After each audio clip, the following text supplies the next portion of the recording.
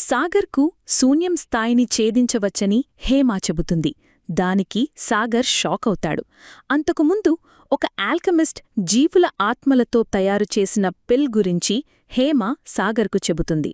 అలా జీవుల ఆత్మలతో పిల్ తయారుచేయడంతో ఎలాంటి పరిణామాలు వచ్చాయో సాగర్ తెలుసుకుంటాడు.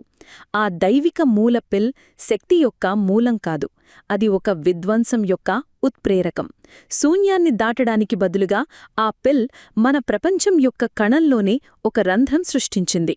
ఒక ఆధ్యాత్మిక గందరగోళం ఉన్న లోకానికి, మన ప్రపంచానికి మధ్య ఒక చీలిక ఏర్పడింది.